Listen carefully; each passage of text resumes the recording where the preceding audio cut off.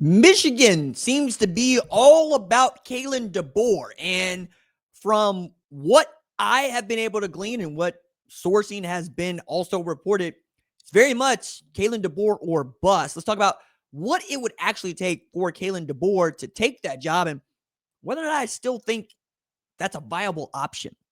What's up, kid folk? It's RJ Young. I am not on Step Mill. If this is your first time watching Adapt and Respond, thank you for joining us here. We talk college football year round. If you're into that, go ahead and hit the subscribe button, like this video, answer the question in the comments below.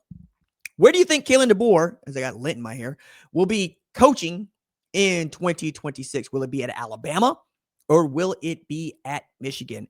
As there have been loud signals that just because Kalen DeBoer sent a statement out saying, I'm going to be coaching Alabama and I'm focused on playing Oklahoma this Friday, doesn't mean he won't be coaching at Michigan in 2026. And while many people get a lot out of saying, hey, don't tell anybody that it ain't going to happen until, it doesn't happen.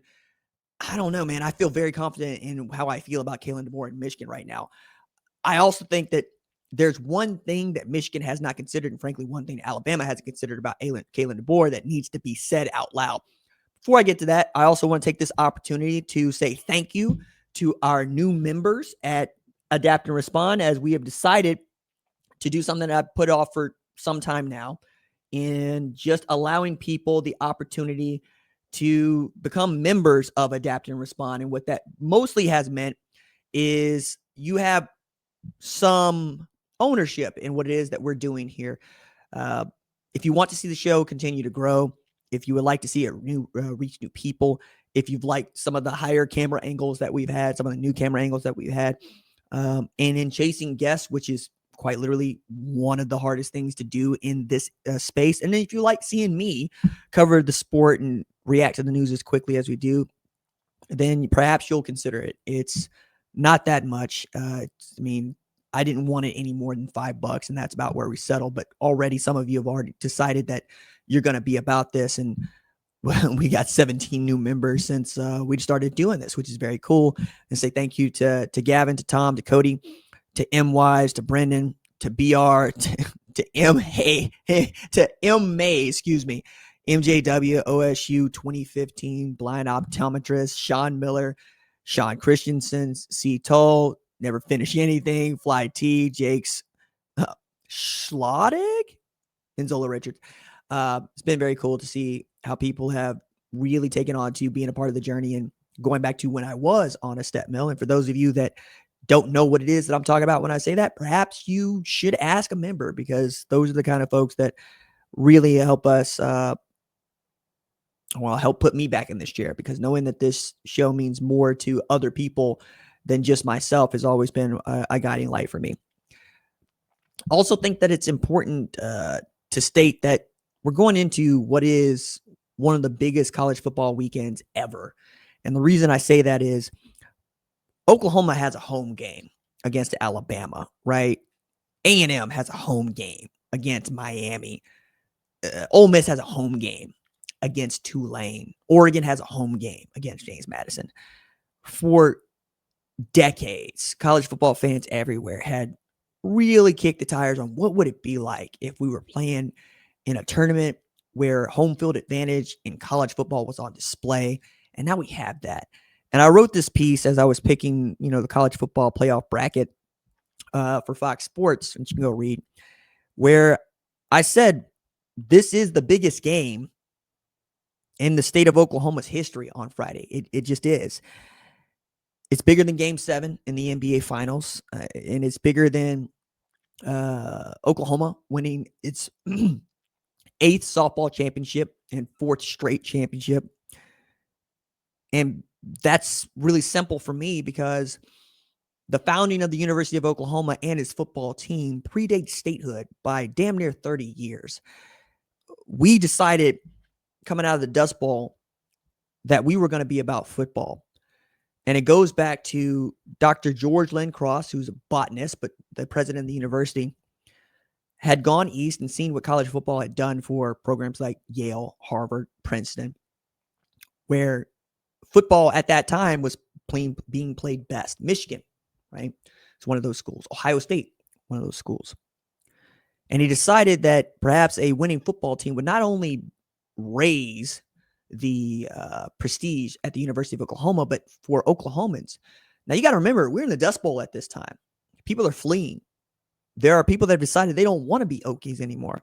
And there are people like myself who have decided we're going to make it our home.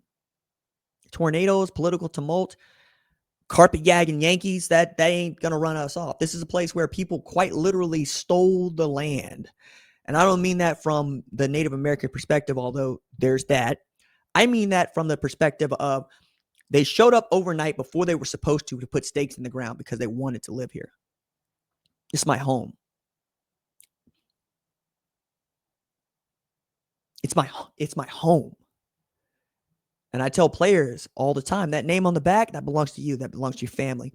And to have it on the back of an Oklahoma jersey is its own grace, is its own heirloom that lives forever because that means the world in this state. But that name on the front says Oklahoma, and that belongs to me. And I've given it to you clean. I've given it to you through years, decades of a birthright handed down. 47 straight, that's Oklahoma. Nobody's done it better. Nobody's won more than 47 consecutive games in this sport. Not at this level. Bud Wilkinson's teams, national championship teams, Barry Switzer's teams.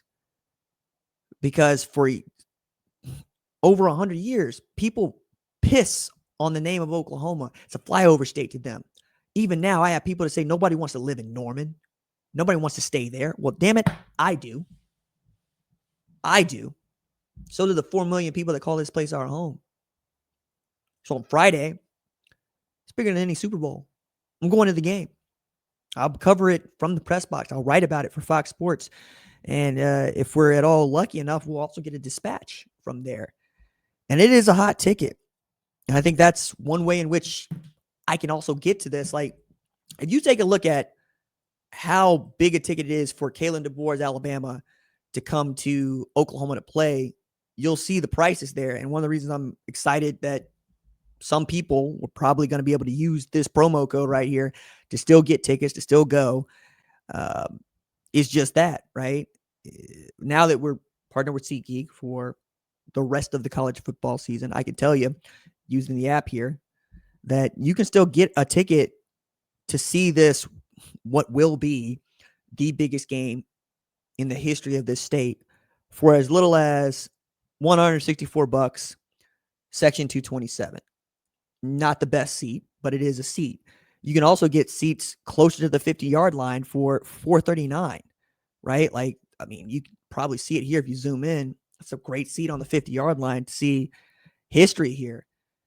Oklahoma's never won a college football playoff game. Can you imagine what the atmosphere will be like in Oklahoma if they win their first, if we win our first college football playoff game on home soil where we invented the Oklahoma drill? That same red dirt that some of us have worked in, from fracking to farming to raising cattle. I wouldn't want to be anywhere else if I was an Okie. I wouldn't want to be anywhere else if I supported Oklahoma. And Alabama ups and wins that game. Yeah, that'll suck. That'll suck. But it will also be against the cries of Boomer and the callback of Sooner. It'll be with our friends and family in a place that we all call home, and a place that we still call the Palace on the Prairie. Kalen DeBoer gets to coach in that atmosphere on Friday night. Nick Saban didn't get to do it. Bear Bryant didn't get to do it. Not with a playoff on the line, not with 4 wins to a national championship on the line. Didn't get to do it. And now you're telling me that Kalen DeBoer is looking at giving up all that comes with being the head coach of the University of Alabama, which is one of our most important universities in the sport, in a place where they do not mess with the importance of their team any more than Oklahoma does. They will pay top dollar. They will get you what you ask for because it is important to them to be great. He's going to trade that to go to Michigan. Michigan's a great school. Michigan's a great football team. It's also a mess. Sherrone Moore has made it a bigger mess. But before that, $30 million in fines. Jim Harbaugh and the assistants that he's hired have brought on a measure of ruin and besmirched that university's honor. From Matt Weiss to Connor Stallions to now Sherrone Moore to Jim Harbaugh himself. It's going to take a lot for a guy like Kalen DeBoer to want to leave a place like Alabama, even if he loses the game. Alabama's not going to fire him. Stop that. He's done good. He made the SEC championship game. They lost it, sure. They're in the playoff. They weren't last year. And the winning that they went on with Nick Saban is Nick Saban. It's not Kalen DeBoer. That said, what's the number that would take for Kalen DeBoer to leave Alabama? Because I guarantee you, Alabama's going to find a way to pay him a little bit more money. But right now, the highest paid coach in the sports, Kirby Smart, makes about $13.5 million. A little more, a little less. You pay Kalen DeBoer $15 to go to Michigan, that's not enough money. You pay him $20 to go to Michigan, that's not enough money. You pay him $30, maybe he's think about it. Some people can be money whipped into it. But it's going to take some time. And he's going to have to answer questions after question after question about what might be or might not be rotting inside that program. And the hurt that not just players and staffers feel, but alumni. It's going to take a special person to weather that. Kind of like Bill O'Brien at Penn State, frankly. Matt Rule at Baylor. But neither of those guys was the head coach at Alabama on a playoff team at the time. That's asking a lot.